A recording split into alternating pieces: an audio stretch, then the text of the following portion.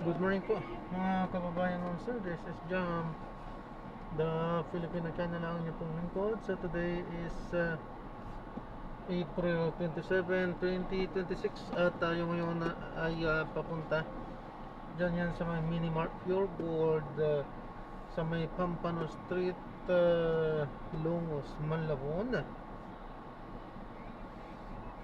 At dadalhin po natin yan sa may Metro Stone Ridge Corporation sa may Raleigh Street, laging handa Diliman na Quezon City po yan. Okay, magbabalik po tayo mamaya konti pag nakuha na po natin sila. Disclaimer lang po ang content po natin ni Kalsada at hindi ang passenger, kaya nga naman sakasakali po na may marinig kayo mga pangalan ng lugar, pangalan ng tao, pangalan ng organizations, government o private man yan,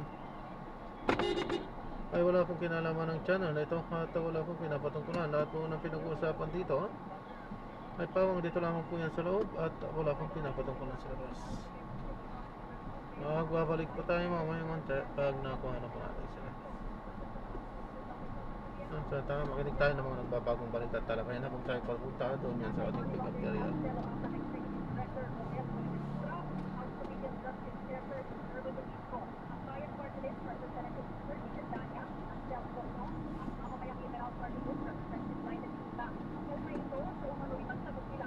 Money Laundering Act, Secret Court, at Data Privacy Act. Batay sa inihayag reklamo, pinagtaguhan umano ni Remulo na ang iba pang nabanggit na opisyal ang iligal na pag-disclose sa paglalabas ng kanilang banking records. Sa pagdinig ng Kamara sa ugnay ng impeachment complaint laban kay Vice President Duterte. Tukod dito, inirereklamo rin Carpio ang AMLAC at House Committee on Justice sa paglilik ng ilang pribadong records ng kanilang transaksyon at maging ang kanilang enforced payments, time deposit, investment at utility bill payments. Wala umanong consent mula sa panig ng paglabas ng AMLAC. Naniniwala sa Carpio na ginamit ito para sa black propaganda at political harassment at para sirain ang aniyay magandang reputasyon ng pangalawang Pangulo at buong pamilya Duterte imbes na para sa lehitimong regulatory action. Sa pagdating ni Carpio sa Quezon City Prosecutor's Office, ay tumanggi na itong magpausap ng panayam sa media at tanging ang kanyang abogado lamang na si Attorney Peter Paul Danao ang sumagot sa mga katanungan. Ako si Pamela Adriano ng GMA, Superado CCWE, Balitang Totoo. Superadyo, DZWD, Last Road! Anong sa inyo? Ay, anong sa inyo na, Lunes ng umaga? Aba, kayo ba'y nagulat rin sa inyong mga bill sa kuryente? Nagulat po ang mga customer ho ng Meralco dun ho sa biglang pagtaas. Pagtaas po ng bayarin nila sa kuryente ngayong buwan. Ayon sa isang customer ng Meralco, inaasahan niya ang pagtaas ng singil sa kuryente ngayon dahil nadagdagan ang konsumo dahil nga sa paggamit ng aircon sa gitna ng mainit na panahon. Pero mataas ang talaga ngayon ang bill. Hindi tulad ng nakaraang taon. Ang ilang customer naman sa social media ay hinaan ang kanilang sama ng loob. Naglabas po sila ron ng kanilang saloobin. Napansin ho kasi umano nila ang ibang mga charges na Meralco na aabot sa 4,000 pesos. 4,000. At ang buwis naman ay aabot sa 1,000 pesos. Isa sa kasama sa bayarin ng power consumers ang lifeline rate na naglilibre sa bayarin sa kuryente ng mga kumukonsumo ng wala pa hong 100 kilowatt hour kada buwan. Kaya silip-silipin nyo yung matagal na yun dyan eh. Baka yung iba, hindi lang mo nasisilip talaga yung kada detalye niyan.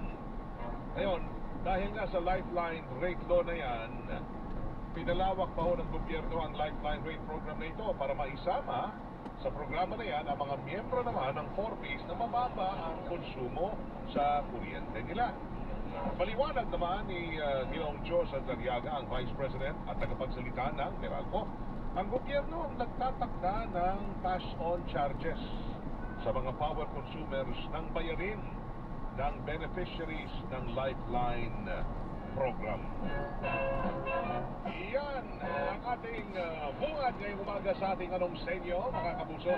Paksa natin yung bigla, kayo ba'y bigla rin? O nabigla, o ngayon din lang nakita na meron pala akong kasama ho ron sa mga bayarin sa kuryente, sa bili ho ninyo. Ito pong Lifeline at saka yung mga buwis ng gobyerno. Kaya ito na ang ating tanong, magandang umaga. Weng de la Peña, no, ito, dito po ang ating tanong sa inyo. Ito na ang tanong, makinig, mga kapuso. Tanong natin ngayong araw na ito, ha? Sa inyong palagay, tama ba? Tama ba na ang ibang power consumers ang pumasan ng bayarin sa kuryente ng mga mahihirap nating kababayan na mga benepisyaryo ng Lifeline Rate Program?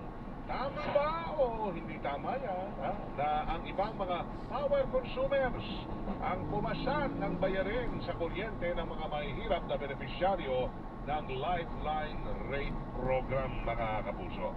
Tama ho ba yan? O ay hindi? O hindi tama? Ano ang say nyo? Sa palatuntunan anong say nyo, kayo po ang broadcaster. Sa palatuntunan anong say nyo, kayo po ang anchorman. At sa palatuntunan ito, anong say nyo, ang say ho ninyo ang mahalaga. Weng de la Peña, sa anong say nyo? Siyempre, may say ho kayo at atin pong abangan ang inyong say dito ngayong umaga ng Lunes sa 20 Aba. Tayo po'y nasa huling linggo na pala ng Abril. 27 na po kayo sa ngayon, Abril 27, 2026. At tayo po'y hanggang alas 11:30, kaya ito na, tawag na. Tawag, text na. Pwede kayo mag-komento sa ating FB Live, sa ating YouTube channel, at sa ating TikTok, at ganoon din sa ating ex, mga kapuso. Ang ating DCWD text correct. Ito po numero, 0917-594-5941. Ito na, umpisa na tayo, ha? At syempre sa Facebook Live, komento lang ako kayo dyan. Paki-share ho yan. Like at share nyo ho yan, ha? Para marami tayong pwedeng mabasa. C31916, pwede naman natin, hindi ho tama yan. Sir Weng, hindi tama yan. 8444, ay tama lang naman po yan, no? Kasi ito pong binabayaran natin, ito yung mga hirap din ho sa buhay. Ang kukunti lang naman ang konsumo nila, hindi aabot ng 100 kilowatt-hour kada buwan. So ilang nagagamit lang ho doon, ilaw, tsaka ano bang sako ba, ventilador, isa, di ba? Ay, hindi ho tama yan. Hindi ho tama ang sayo ni 2174. Sa akin, hindi po tama yan, Kuya Weng. C3 na ito. 588 naman, sir. Okay. Salamat naman at maaga kayong gumigising mo dyan na humahabol sa atin, ha? 699. Sabi niya, hindi po tama yan. Paano sila kikita niyan? Ano kikita, ha? Sabi ni 516, hindi po tama yan. Sobra na po yan. Ang mahal na ho ng ating pinabayaran. Sabi naman ni 7283 dito, sir, sa akin, tama lang po yan. Mga nakikinig ko kami dito sa Tayog. Good morning po sa inyo dyan. Si 7508 naman, hindi ko tama yan, sir, kasi yan ay isang ori ng pagsasamantala. 6868, sir, sa akin, hindi ko tama yan kasi may tax na kayo na binabayaran, tapos yan pa, ha? Lifeline rate po yan, ibig sabihin yung mga kumukonsumo ng wala pang 100 kilowatt-hour, libre na ho sila sa kanilang konsumo, ha? Tayo, ngayon, ang mga ibang mga kumukonsumo na mas malaki, tayo nagbabayad doon. Yung iba nagbabayad doon. 7632, say niya, hindi po tama yan. Unfair po yan. 7632, unfair. 3366, say niya, hindi ho tama yan. Sir Weng, yung ginagawa na hong wag natin gawing tamado yung mga dal, yung mga tamad na. O, 848, minsan hirap po ng buhay. 8488, hindi ho tama yan. Pero nyo, napakalaki na hong bakit ipinapasa po ng gobyerno sa ibang mga customer ang subsidy na yan ng libreng kuryente sa mga 4-piece figure. Kami, mga pumapasan yan, wala nga kami nakukuha ng ayuda, middle class. So, 0012, hindi po ako sa ngayon dyan. Hindi tama yan. Dapat ang kumpanya, electric company raw magsushoulder yan. 13217, hindi na po tama yan kasi karami ho dyan, may kaya naman. May kaya ho sa buhay yan. Hindi lahat mahirap 6059, sir, hindi ho tama na taxpayers ang magbabayad ho yan. Gobyerno dapat, as part ng gobyerno, allocate nila ho yan, dapat ang gobyerno, ha? 0588, sir, ako, hindi din tama ba? Si 5826, sabay hindi tama yan. Tayo po'y pareho lamang, gumagamit rin ho ng kuryente, di ba? Kawawa naman kami, ang nagbabayad ng kuryente nila. 3908, hindi ho tama yan. Dapat ay sagutin na lamang ho ng gobyerno yung konsumo ng mga Lifeline beneficiaries. Punta tayo sa Facebook. Pwede ko kayo magkomento sa FB Live natin habang tayo po naka-live ngayon. Pinag-uusapan ito pong naging issue, naging viral din ho ito. Yung mga nag-post ho kasi sa social media ng sama ng loob, pinapakita ho ron ng listahan. Abay, binabayaran pala natin itong ganitong ganyan sa loob no ng bill. Baka ngayon, doon lang ho, ngayon lang ho nila nakita yan. Si James, nakatune in sa atin, sabi niya ay, okay James, wala, hindi lang nasama yung sagot ha. Si Nika, tama lang po yan, kulang pa nga libre na rin po natin nila. Kung meron, nako, pag meron ng aircon ang bahay, hindi lalagpas daw yan ng 100 kilowatt-hour kada buwan. So, Nika, pero tama lang sagot nyo tama lang. Sabi ni Jana, hindi na ho tama yan, kinakawawa naman nila yung mga nagtatrabaho, di ba?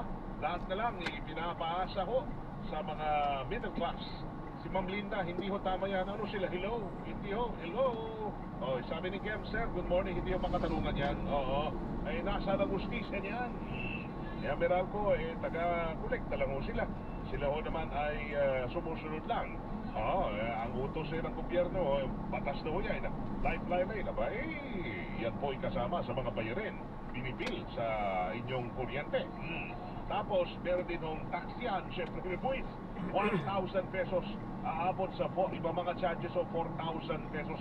May isang customer, yun ang napansin niya ng mga ibang charges ng Meralco sa kanya. Sabi ni Romeo, good morning daw.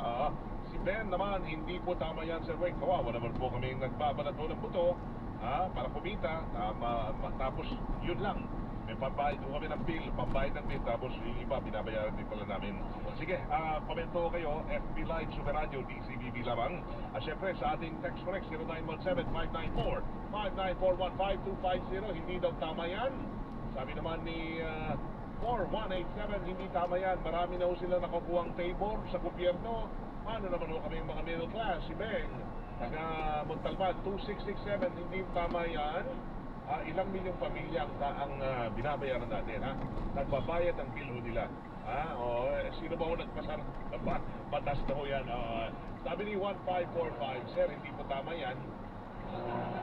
Lahat po naman ay naghihirap at sa bayarang Pilipino, lalo na nilang pinahihirapan pa kaming mga nasa laylayan. 3977, nagsisika po kami, para lang makabayad ng ikagiginhawa ng pamilya ho namin. Tapos, sagot natin sila.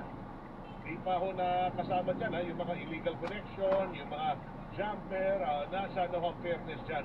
Meron yan kasama di ba? Pag may mga nawawala, yung mga ganito, system loss po yun. System loss, kasama nito yan, pag ini.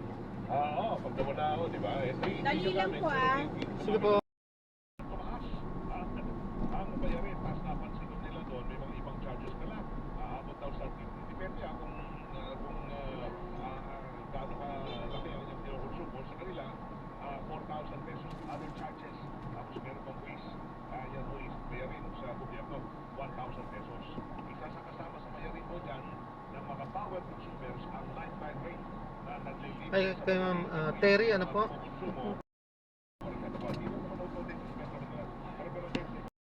Mga charges, ang abot ng charges kapuan, mga other, ibang charges, 4,000 pesos. Tapos meron pang buwis, 1,000 pesos na buwis. Isa sa kasama ko doon, sinapansin na bayarin ay yung lifeline rate. Dahil naglilibre naman ng bayarin sa kliyente na mga kumukonsumo ng wala pang 100 kilowatt-hour kada buwan. Dahil dyan sa lifeline rate law naman, law na yan, ngayon, pinalawak po ng gobyerno ang mga makakalibre. Kasama daw dyan, yung mga miyembro ng 40s, mababa ang konsumo ng kuryente. Paliwanag naman daw dyan ng Meralco, ang gobyerno nagtatakda ho niyan cash-on charges sa mga power consumers ng bayarin ng beneficiaryo ng Lifeline Rate Program. Kaya kayo ba, sa inyong palagay, tama ho ba yan?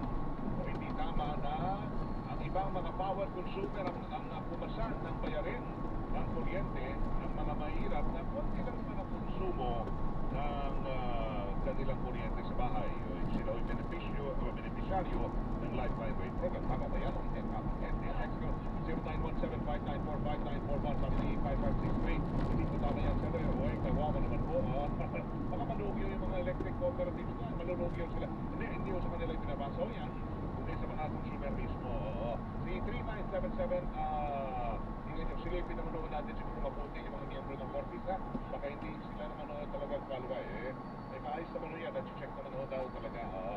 So, pero si 3977, hindi daw tama yan. 9062, hindi po tama yan. Sabi ni 16360, hindi tama yan. Tanggalin na nga lang siguro pwede yan sa batas, di ba?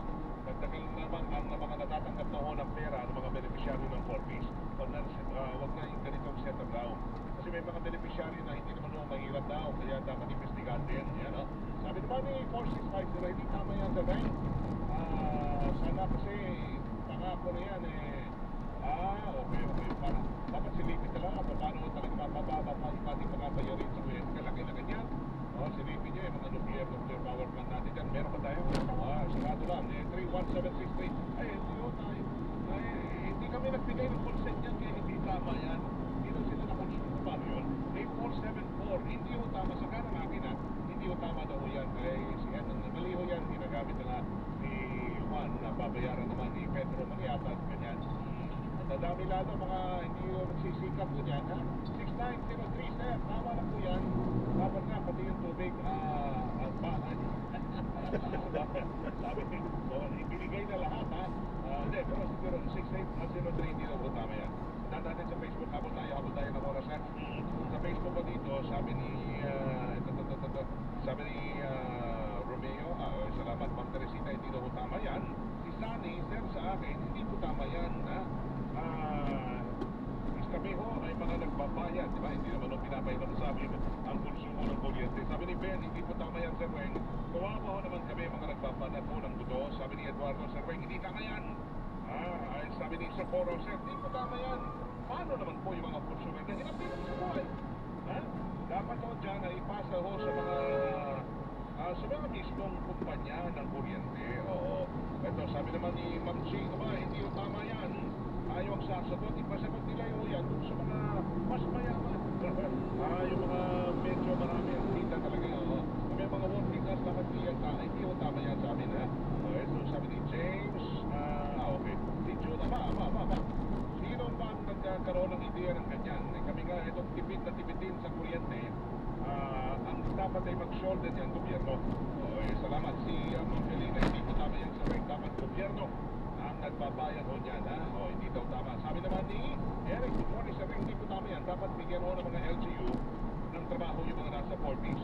Mga linis community. Diba yung mga ganyan? Suwan, para meron na silang pambayad ang kuryente gamit nila.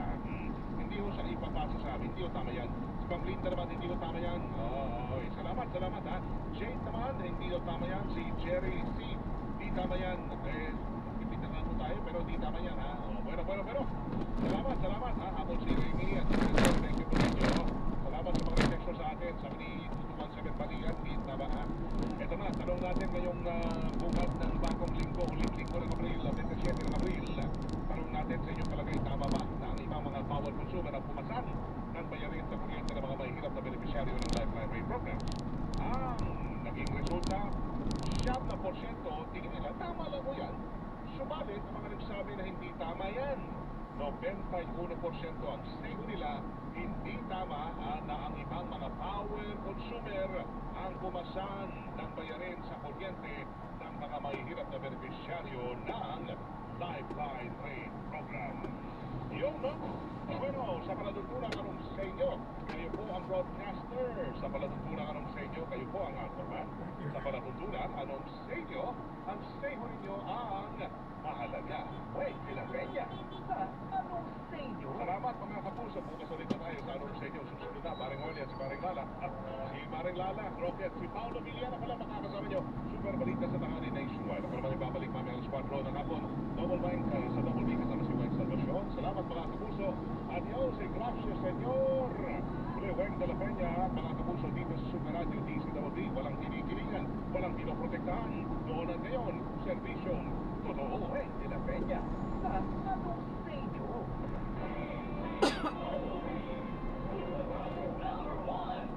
DCWD, balita totoo.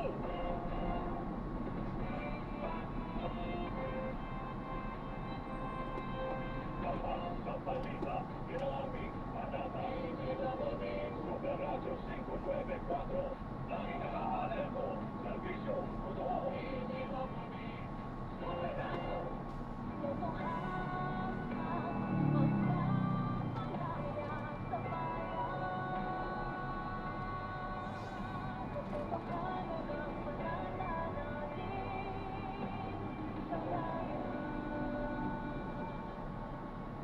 Para hindi mahuli sa mga balita, sundan ang mga social media account ng Super Radio DZBB.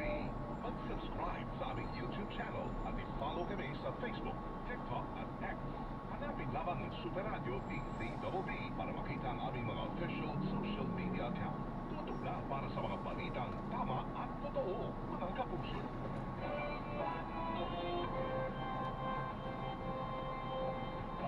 Sa balita, ginaming hanapang Super Radio 594. Lagi nakaalerto, servisyo, totoo.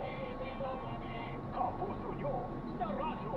Walang hinihilingan, walang pinoprotektahan. Servisyong totoo lamang, walang iwanan. May paninindigan at nakapaasahan. Super Radio 594, Kapusong Pilipino, lahat Super Radio. Servisyo, totoo, walang hinihilingan, walang pinoprotektahan. Servisyong totoo lamang, walang iwanan.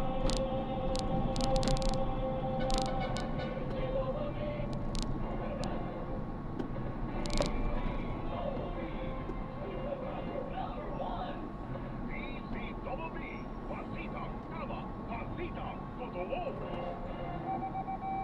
Oras mga kapuso, alas 11:31 ng umaga.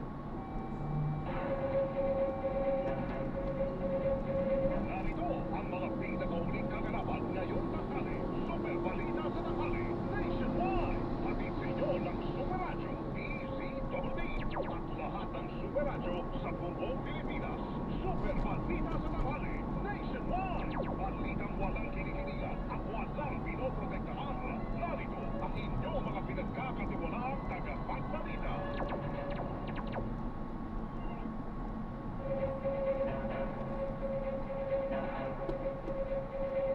Ngayong araw na Lunes, 27 sa buwan ng Abril taong 2026. Magandang tanghali Luzon, Visayas at Mindanao. Sa alam po ni Ordinarydad, ako inyong kapuso, Paulo Villena. Hindi naman naiinit ang pinakasariwang balita ang ihatid namin sa inyo. Ako naman po inyong kapuso, Lala Roque. Super Balita sa tanghali, nationwide. Sa ulo naman nagbabagang balita, asawa ni Vice President Sara Duterte na si Atty. Manasseh Carpio, nagdahil na reklamo kriminal sa piskalya laban sa ilang opisyal ng gobyerno at Eli Remolona Jr. Anti-Money Laundering Council o AMLAC Executive Director Ronel Buenaventura, House Committee on Justice Chairperson Jervy Luistro, Akbayan Party List Representatives Percy Sendanya at Chel Jokno, at ang mamamayang Liberal Party List Representative Laila de Lima. Kaugnay ito sa umunay paglabag nila sa Anti-Money Laundering Act, Bank Secrecy Laws at Data Privacy Act. Batay sinihayang reklamo, pinagplanuhan umano ni Remolona at iba pang nabanggit opisyal ang illegal na pag-disclose o paglalabas sa kanilang banking records sa pagdinig sa Kamara kaugnay ng impeachment complaint laban kay Duterte. Bukod dito, inirereklamo din ni Carpio ang AMLAC at House Committee on Justice sa paglilik ng ilang pribadong records ng kanilang transaksyon at maging ang kanilang insurance payments, time deposits, investments at utility bill payments. Wala mo ng consent mula sa panig ni Carpio ang inilabas ng AMLAC. Naniniwala si Carpio na ginamit ito para sa black propaganda at political harassment at para sirain ang anyay magandang reputasyon ng pangalawang Pangulo at buong pamilya Duterte, imbis na para sa lehitimong regulatory action. Sa pagdating ni Carpio sa Quezon City Prosecutor's Office ay tumagi siyang magpaunlak ng panayam sa media. Tanging ang kanyang abogado lamang na si Attorney Peter Paul Danaw ang sumagot sa mga katanungan. Samantala, iginit ng kampo ni Atty. Manasseh Carpio na labag sa batas ang ginawang paglalabas ng ilang impormasyon ng bank accounts nilang mag-asawa na si Vice President Sara Duterte sa pagdinig ng House Justice Committee. Ang Atty. Peter Paul Paul Danao, legal counsel ni Carpio, hindi exempted ang impeachment proceedings sa bank secrecy law. Sa Kongreso, nagpasok ng case RA 1152 noong 2021, pinasok yung provision na yan na the HMLC and its secretariat shall not reveal in any manner any information. Wala exception, hindi mo may exception. Pinag-usapan ng Kongreso yan, pinag-usapan ng Senado, pinag-usapan sa House, parang pinasa. Eh, at dami-dami na dyan, dapat naglayo sila ng exception kung gusto nila. Yung wala eh. Actually, May exception, ano yung sabihin nun? Hindi yung actually. hindi nang umano ng asawa ng vice-presidente ang umano'y bilyong piso sa kanilang bank account. Sabi talagang dinideny niya yung sinasabing 3 billion o 6 billion daw na may laman doon sa account niya. No? Wala siyang ganung pera. Diba? At saka po dyan, ito kasi sinamarize kasi ito ng hamlak itong mga reports. Pinaginig ni Attorney Peter Paul Danao, legal counsel ni Attorney Manasseh Carpio. Samantala mga kapuso, nanindigan si House Committee on Justice at Batangas 2nd District Representative Jervil Visto na wala silang nilabag na batas kaugnay ng mga impormasyon at dokumento sa bangko ng mag-asawang Vice President Sara Duterte at Attorney Manasseh Carpio na sa lumabas sa impeachment proceedings. Sa parehong ng Super Radio DZWP, sinabi ni Luistro na handa niyang harapin ang reklamo ni Carpio sa korte na niya ilang kongresista at iba pang ahensya. Pero malinaw niya na may tangkang harangin ang mga hakbang ng Justice Committee. The chairperson of the Justice Committee, and we acknowledge that this is one of the options of the defense. As a matter of fact, ang dami na ng petitions before the Supreme Court, there's another petition before the Regional Trial Court of Quezon City, and now they will be filing this criminal complaint against us. These are all options of the defense team. But sa ang maliwanag, these are attempts to suppress the disclosure of this information. In as far as the committee is concerned, we maintain the position that we did not violate any law. Tingin pa ni Luistro, labi sa pag-iingat ng Justice Committee, kaya naman sumusunod sila sa batas at rules ng impeachment. Let me say for the record, it has been the position of the committee that as far as the proceeding before the Justice Committee is concerned, we have all the authority to subpoena the back and back records. The only reason why we did not subpoena them is because we can actually see that from the documents of other government agencies, the information that we wanted to see. And secondly, as recently, we're taking the safer zone. We're taking the safer side. We do not want to be the subject matter of another petition before the Supreme Court, no?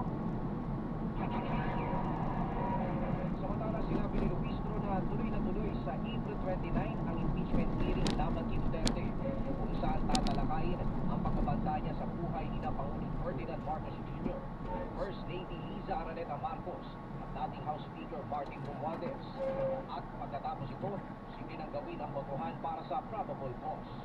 Kung wala namang ibang explanation, itong mga members ng Justice Committee, because I understand that this is the last allegation that we need to hear as far as this clarificatory hearing is concerned, no? Kung walang ibang explanation of majority justice members, then I would believe that we should be ready to vote.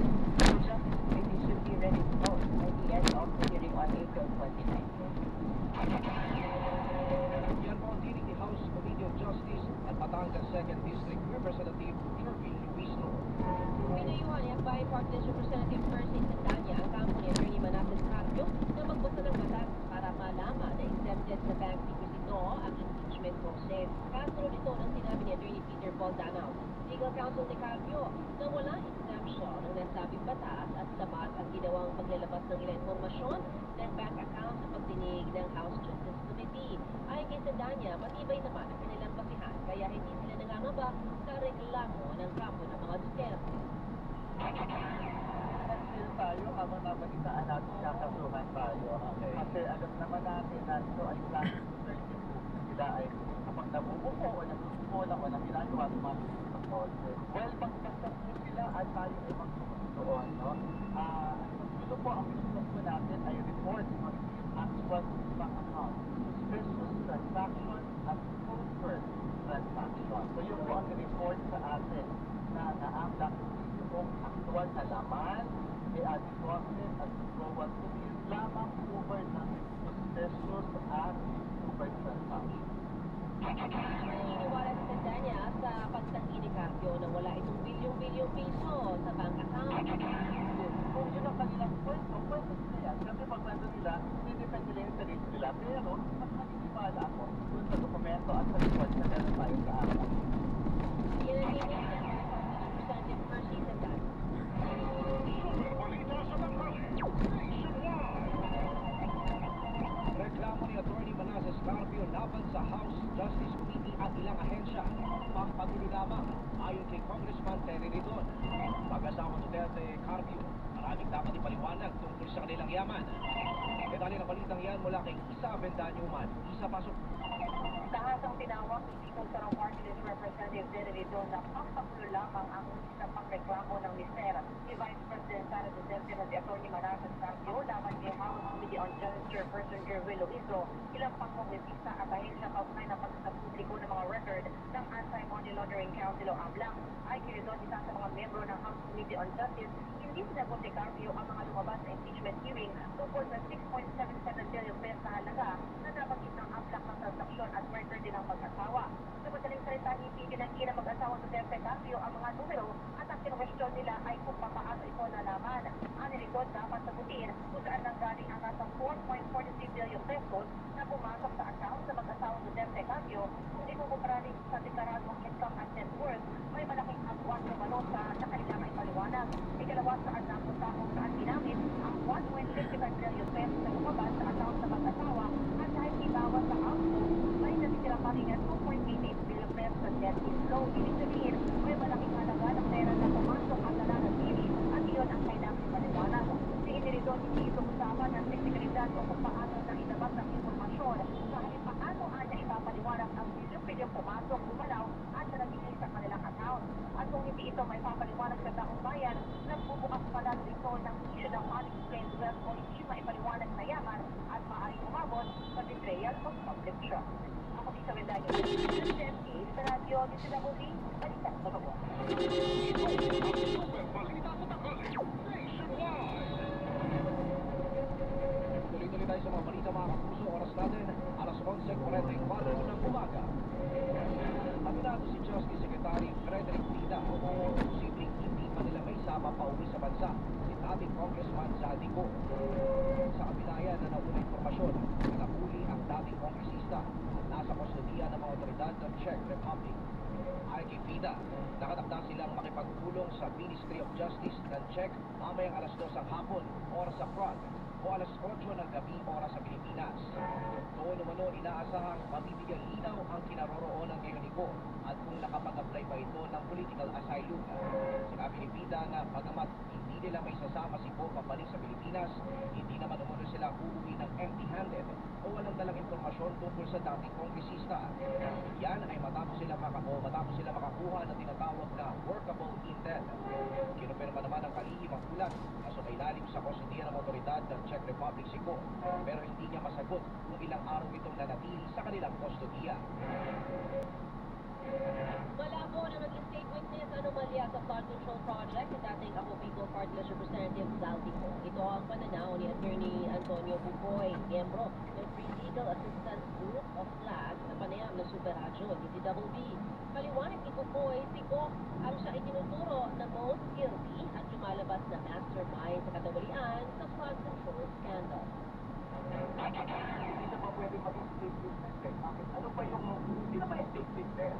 Number one, hindi dapat ikaw yung most guilty. Minsan, sinabi na nga sa doon, siya ang nasa sentro. Yung tinuturo sa mga testigo eh, na siya yung mastermind. Number two, ang requirement is you should be able to provide direct testimony. Number three, walang ebidensya para patunayan yung kaso. Number four, yung kanyang testimony can be corroborated on material points. And number five, finally, hindi pa siya nakakonvict of a crime involving moral turpitude. Ito, na nagsabi ng chairperson ay House Committee on Appropriations ay naharap sa mga kasong graft at malversation sa Tubigan Bayan sa ugnay ng 289 million peso flood control project sa Oriental Mindoro. Kung hindi ka Kakaiba ang hirit ni dating House Speaker Ferdinand Martin Romualdez na mag-inihibit ang ombudsman sa investigasyon laban sa kanya kaugnay na katiwalian sa budget at Dito na flood tayo sa scandal. loob. Ito ang sinabi ni Attorney Antonio Bukoy, miyembro ng Free Legal Assistance Group of LAG sa panayam ng Super Radio DZBB. Punto ni Bukoy, meron na mga kaso noon na may tutulad sa hiling ni Romualdez sa ombudsman. Anya pa, may doktrina kung saan posible ang inhibition ng ombudsman. Binibigyan ng tao ng ombudsman kung kailan siya mag-inhibit. Ito ay in-affirm doon sa Soriano versus Deputy Ombudsman. Ano yung doktrina? Number one, merong mandatory inhibition o pagtigil ng ombudsman because of family relations, lalo siya before, ng mga partido o siya mismo ng partido doon sa kaso o sa masyadong meron siyang pecuniary interest. Yung isa mo, discretionary. Yung discretionary, ito ay naaayon sa konsyensya ng ombudsman. Pero ang relevant po sa doktrina yun, sinasabi, if there is a prejudgment and there is a preset disposition on how to resolve the case, dapat mag-inhibit. Sakali namang mag-inhibit si Ombudsman Jesus Crispin Remulla sa investigasyon laban kay Romualdez, sabi ni Bukoy na pwedeng italaga ang overall Deputy Ombudsman. Wala rin si Bukoy na hindi babagal ang pagsisiyasat dahil itutuloy lamang naman ang nasimulan ng investigasyon. Ombudsman mismo po niya, halimbawa, ang pinag-inhibit at pag-inhibit naman, ang patakaran nila, nasa rules nila yan ang mag-take over, yung offer po ang Deputy Ombudsman, at ipinasa mo sa iba, kung ano man yung estado ng investigasyon, kung ipinasa mo sa iba, itutuloy lang, hindi ka magkakalit sa zero, hindi ka aarap. Yan po ang tinig ni Attorney Antonio Bukoy, miyembro ng Free Legal Assistance Group of LAG. Pwedeng questionin ni dating House Speaker Ferdinand Martin Romualdez ang freeze order, pati ang precautionary no departure order. Ito ay sa gitna ng sinasabing investigasyon laban kay Romualdez dahil sa issue ng katiwalian at flood control scandal. Ayon kay Attorney Antonio Bukoy, miyembro ng Free Legal Assistance Group of LAG, maaaring maghain si Romualdez ng motion to lift para mabawi ang freeze order na inisyu ng Board of Appeals na inabigin ng Ombudsman. Nilinaw din ni Bukoy na kahit may freeze order na, hindi naman ito nangangahulugang guilty ang inaakusahan. Ang report niya is to file a motion to lift the free order. Dahil ako makakuha ng free order, ang AMLAC po, magpapile ng application for a free order sa Board of Appeals. Pero, ang Board of Appeals, maghanap ng probable cause, meaning, is there enough evidence to convince a reasonable mind that a crime probably committed? Ibig sa PhDO, sinabi ni Bukoy na uubra rin itong hamunin ni Romualdez kung hilaw pa ang reklamo kung wala pa sa preliminary investigation laban sa ipapalit siya. Sasabihin niya, number one, wala namang probable cause eh. Number two, masyadong premature, masyadong maaga, wala pa ang preliminary investigation eh. And then number three, I'm not a flight risk, hindi yung kasama. Yan ang tinig ni Attorney Antonio Bukoy, miyembro ng Free Legal Assistance Group of LAG. Super balita sa tanghali, nationwide! Naniniwala si Senador Rodante Marcoleta na dapat nang ipatawag ng Senate Blue Ribbon Committee si dating House Speaker Martin Romualdez sa pagdinig kaugnay ng maanumalyang flood control projects. Ayon kay Marcoleta, na dating chairperson ng komite, tila handa naman si Romualdez na magsalita tungkol sa nalalaman niya sa anomalya, kabilang na ang mastermind. Gumawa na ito ng public statement na sinabi niyang hindi mastermind. Busin ka kanan ka. Alam mo, sa tanong lang niya na yun parang kilala niya kung sino ang mastermind kaya sinasabi niya, how can I be? Sabi niya, ibig sabihin alam niya. Pero yung pagkasabi niya ng gano'n, hindi niya tininan yung kanyang involvement. Malinaw yun. Alam niya kasama siya, hindi nga lang ako ang mastermind, sabi niya gano'n. Sinabi pa ni Marcoleta na posible na siyang pumirma sa committee report at isiniwalat ni Romualdez ang mga nalalaman nito. Liwat pa. Natin ba, marinig siya? Kasi kailangan na ma-close natin lahat yung no is tools and terms, sabi nga nila. At matukoy, pag natukoy na natin lahat, ay maganda lang naging kinalabasan ng report. Impirma na ako, ano? Yan po ang tinig ni Senador Rodante Marcoleta. Ito ang super balita sa tanghali nationwide. Ugnayan ni Atong Angat sa police major sa Umanoy Chinese Giant na nag-ooperate sa Negros Island. Iniimbestigahan na ng PNP. Mark, makalala Doon ni po sa Target. likod ng sasakyan. ngayon ang Pilipinas Yung black. isang koneksyon na bukating istorya at ang anat ng first major sa isang Chinese Giant na Sa kabila. Kaliwa po. Ayon kay BT spokesperson for Secretary General Ronald Suarez, sinipresyon nila ang mga naging sakayan hindi ang sasakyan ng Big Remulla. Dapat ikalimutan hindi naman dapat para sa mga Philippine National walang isang legal and different factor isa sa Diyos ng Occidental. Busing pabukas. Kasi ng day ang pinag-iitan ang koneksyon ay ginagawa ng grupo at sa ikot na hindi ito Diyan na ba si Chile? samantala ang sigalit na sa pwesto ang sa first major sa Bukalog. Nanatawag Na-drop na natin sila. Maraming salamat po sa panonood. Hanggang sa muli po, ingat at God bless. Paalam po muna po. Samantala tayo gagawa ng ibang video sa ating susunod na mission. Paalam po. VP Duterte, si Carlo nga hindi kumpirmado individual. Kaugnay naman, sinasabing bilyong halaga ng kanilang transaksyon sa bangko, maliwanag ni Nanaw, hindi sila binigyan ng kopya nito ng Anti-Money Laundering Council o AMLAC. Kaya kahirap na komento sa isang bagay na hindi nila nakita. Dagdag pa niya, sumulat sila sa AMLAC noong April 16 bago maglabas ng kabulina kung saan nila ibinabala sa AMLAC na bawal ang paglalabas ng mga transaksyon sa bangko. Kaugnay naman sa argumento na hindi covered o sakop ng Bank Secret Dito ang investment, iginiit ni Danaw na amended ang batas na kanilang ilabas o yung bagong batas ng AMLAC noong 2021.